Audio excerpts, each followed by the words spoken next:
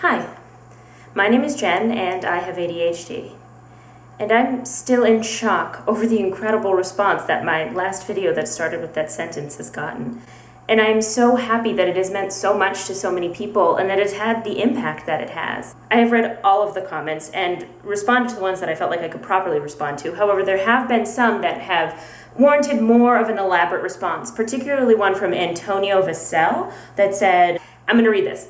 Apart from medication, what other ways do you try to cope with ADD, ADHD? Is it strictly med? And since Antonio left that comment, I've had many more comments asking about what coping skills I use to deal with having ADHD. And I have so much to say on this topic that I felt like it warranted an entire video, so here we go. Number 1. Eat a cookie. I'd like to preface this by saying that I am not a specialist. All of these tips and tricks are things that I have learned over the past 17 plus years dealing with an ADHD diagnosis. I do take meds, but I'm also aware that there is no cure-all for ADHD and that it takes a lot of time and energy to find the right combination of treatments and medications for each individual person. I'm also aware that medication is not for everyone. These tips and tricks are just things that I have learned over the years through my process of figuring out what combination works for me. First, I have some memory tips and tricks. One of the biggest things that I struggle with my ADHD is organization and remembering things. Having issues with memory is a lesser known symptom of ADHD. So much so that I wasn't aware that my personal struggles with remembering things were something that a lot of other people struggled with too. I just thought it was me being lazy and not trying hard enough. But I have developed some tricks to kind of overcome those memory issues. Number 1, lists. My biggest and most effective tool for remembering things is lists. I make lists. I make all the lists. Lists for what I need to do today, lists for what I need to do in the next week, month, year, etc. All the big things I want to remember, all the little things I need to remember. I legit make lists for everything. This helps relieve my brain because everything feels more solidified and I can see all I have to do written out in front of me. After I make a list, my brain will let out a metaphorical sigh of relief. In the same way, if my mom, dad, or someone I'm working with, etc., needs me to do something, I ask them to write a list. In this way, I can feel like I'm a more active participant in the household, group, work environment, or whatever it may be. Number 2, leaving stuff out. I've had a lot of comments of people actually struggling with this as well, but one of the biggest and the first struggles that you have each and every day is remembering to take your meds and remembering if you took your meds. To remind myself to take my meds, I leave them out where I'm going to have breakfast or whatever it is I'm going to do first thing in the morning. And once I've taken them, I flip them on their cap so I know that I have taken them. It's a little thing, but it's really helpful. This may frustrate some of the people that you live with, but if there's something very important that you need to remember, leave something out to remind you. Visual reminders can be incredibly helpful. Number 3, tell someone. Talk to people. If you have an important project or goal that you need to accomplish, tell someone. Tell your parents, tell your spouse, tell your brother, tell your sister, tell your friends, tell your coach, and make sure they know to remind you about it and to ask questions about it. Sometimes being accountable to more than yourself can make things a hell of a lot easier to not only remember, but to accomplish at the end of the day. Next, I have some tips that will help you focus at home, whether it's with homework or completing a home improvement project or filming a video about coping skills that you've been promising to film forever. Number 1, reward system. Make yourself rewards. Rewards for everything. Big rewards for big things, small rewards for small things. Rewards. For a smaller task, the reward can be as simple as checking off that item on your checklist, but it can also be a small cookie or a 5-minute dance break while listening to your favorite song. Bigger rewards can be finally allowing yourself to buy that sweatshirt you had your eye on for weeks, or allowing yourself to finally start that new video game, or even going to see that movie that you've been wanting to see forever. Insider information, I am currently visiting my brother in Texas, and there is a huge Forever 21, 2 stories within walking distance of here. Guess what my reward is when I finally finish filming this video? Number 2, egg timers.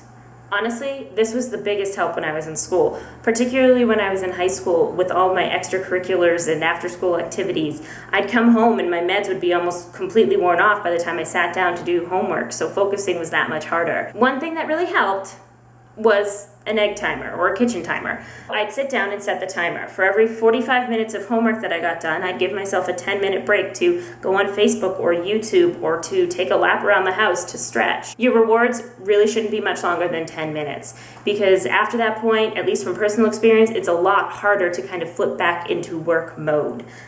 This takes a lot of self-discipline and it's not easy, but if you can get a hang of it, it is incredibly helpful. So many of you have been asking me for help with school, especially.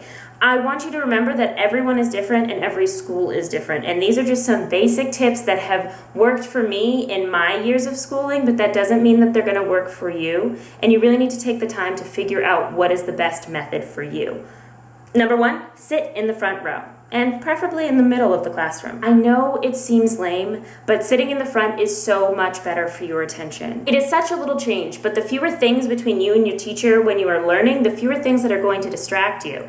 And yes, in this case, I am referring to your classmates as things.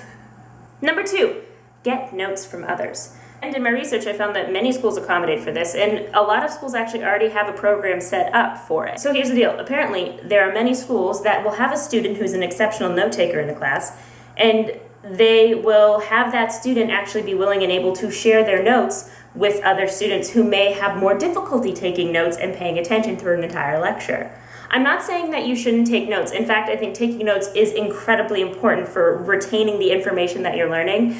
But sometimes our notes aren't quite as clear as other people's notes. And in that case, it's really helpful to have a second set of notes that is a little bit more defined than your own and that will help you kind of understand what was going on in the classroom, particularly when you're studying for a test. Number three, proper documentation. In order to get any real accommodations, you need to have proper documentation.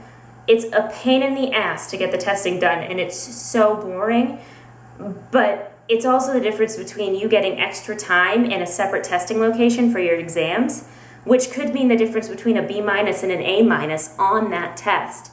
Let me tell you something. Separate testing locations and extra time are literally the greatest thing that ever happened to me. I really didn't take advantage of them until I was in college, and I was so much more relaxed and felt so much more confident about every single test that I took because I was given the opportunity to take it in a private, quiet location away from my classmates, and I was allowed to have extra time on the tests.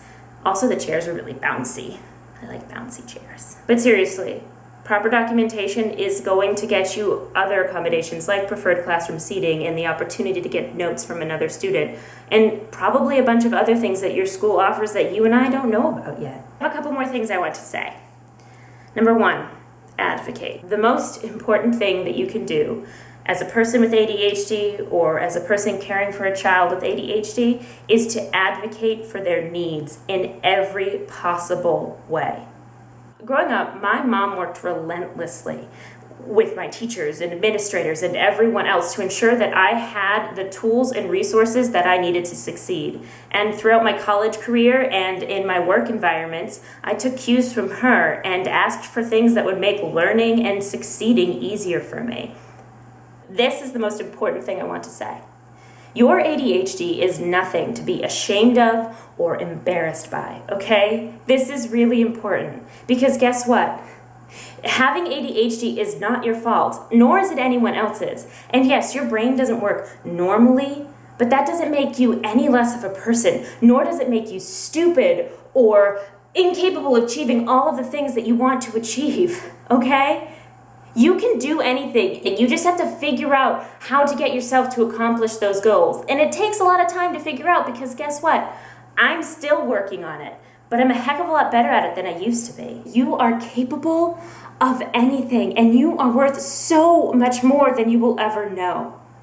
People with ADHD are some of the smartest, most creative people on this planet. We're different, but we're special, and you can never forget that, okay? It's so important. Your ADHD does not define who you are. You define who you are. And you're pretty awesome as far as I can tell. So, learn about ADHD. Learn the facts. Learn the stats. Learn how your ADHD affects you. Learn what works best for you. The best way to learn about anything you're struggling with is to learn as much about it as possible. So, do you have any coping skills, tips, or tricks that I didn't mention that have worked for you or someone you know? help a bro out. Leave some comments in the section below and let me know. Also, if you have any questions for my mom or about my mom and how she advocated for me as a kid and how we worked together as I got older, she's actually agreed to do a video with me if I get questions from you guys and you're interested in something like that. So if you have questions like that, please also leave them in the comments below or send them to me on Twitter or Tumblr or wherever. There's links to all of it in the description, so I would love to hear from you. She'd be happy to be in a video, and if you're interested in that, please let me know. Thanks for watching, you guys. If you really like the video, you can, click that thumbs up, subscribe to my channel, add this to your favorites. Again, I'm so grateful to each and every one of you.